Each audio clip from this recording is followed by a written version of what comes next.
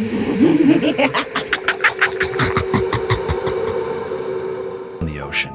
My father was a fisherman, and when I was younger, I used to spend entire summers helping him on his boat.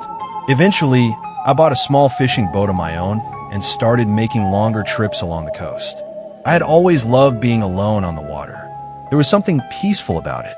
No traffic, no people, no phones ringing, just the sound of the waves hitting the side of the boat. But one night changed the way I feel about being alone at sea. It happened in October.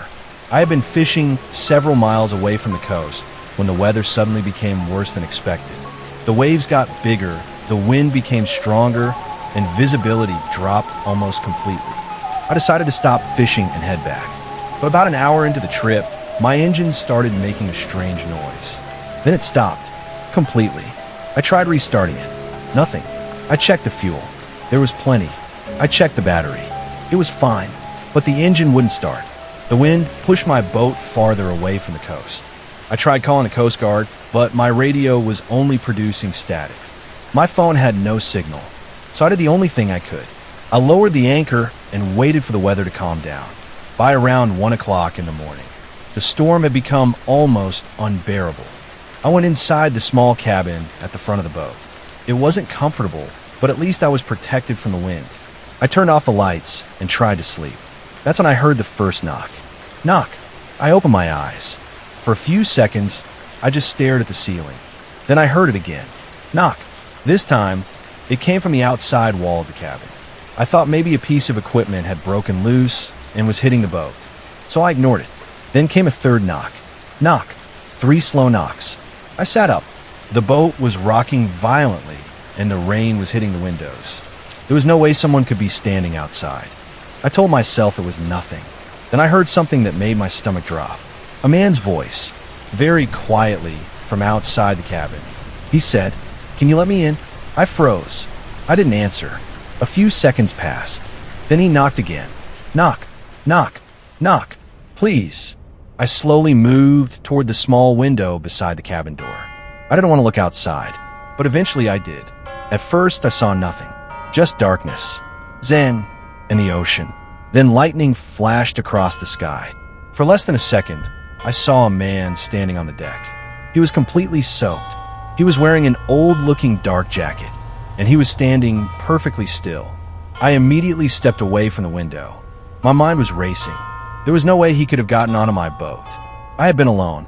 The boat wasn't near any other vessels, and the waves were too rough for anyone to swim through.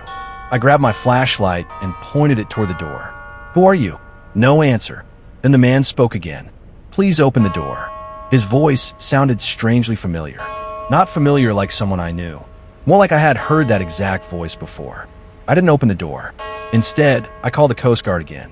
Static. Nothing else. Then the knocking stopped. I waited. 1 minute. 2 minutes. 5 minutes. Nothing. Eventually, I convinced myself that I had imagined the voice. Maybe the storm had caused some strange sound. Maybe exhaustion was getting to me. I sat down on the floor and tried to calm myself. Then I heard footsteps. Slow footsteps. Walking across the deck. Step. Step. Step. They stopped directly outside my cabin. I held my breath. Then the door handle moved. Very slowly. Someone was trying to open it. I grabbed the handle from my side and held it tightly. The handle stopped moving. For several seconds, neither of us moved. Then the man whispered, "I know you're in there." I didn't say anything. His voice became quieter. "You shouldn't have come here."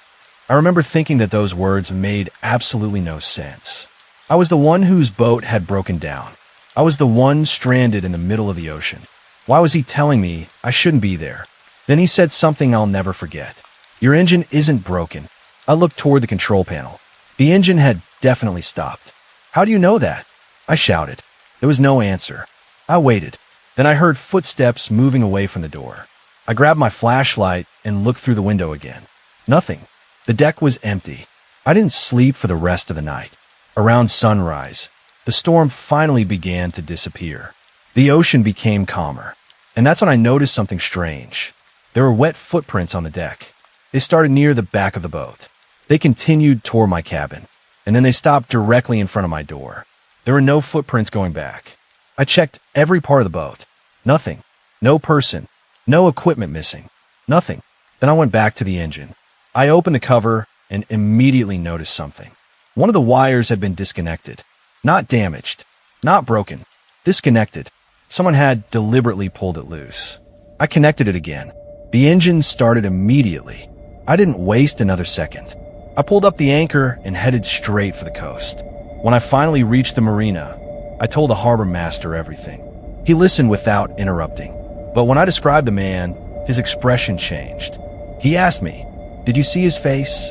I said no. He looked down at the ground. Then he asked me what the man was wearing. I described the jacket. The harbor master became silent. Finally, he said, "That sounds like Daniel." I asked who Daniel was. He told me that about 15 years earlier, a local fisherman named Daniel had disappeared during a storm. His boat had been found several miles offshore. The engine was still running. The anchor was down, but Daniel was never found. According to the harbor master, Daniel had been trying to repair his engine when another fisherman reported hearing someone calling for help over the radio. Nobody knew who the voice belonged to. Daniel disappeared that night. I asked him what Daniel looked like. He showed me an old photograph. I couldn't believe what I was seeing.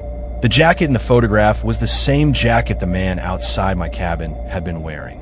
I asked him if Daniel had any family. He said Daniel had a younger brother, and that brother had died years ago. Then the harbor master said something that confused me. Daniel always used to say the same thing before going out to sea. I asked, "What?" He looked directly at me. He used to say that the ocean sometimes gives people back. I laughed nervously. I told him that I was probably just exhausted, that there had to be a logical explanation. He didn't argue. He simply handed me my boat keys. I thought that was the end of it. For the next few months, I avoided deep water fishing. I stayed close to shore. I never told most people what happened because I knew how it sounded. Then about 6 months later, I was cleaning my boat. I was removing old equipment from the cabin when I found something underneath the mattress. A small piece of paper. It was wet and badly damaged. I unfolded it. There were only 4 words written on it. "Don't turn the engine off." I stared at the paper for several minutes. I had never seen it before, and I knew it hadn't been there when I bought the boat. I eventually threw it away, but I still think about that night. Especially one thing. The man had told me, "Your engine isn't broken." He was right. Someone had disconnected the wire.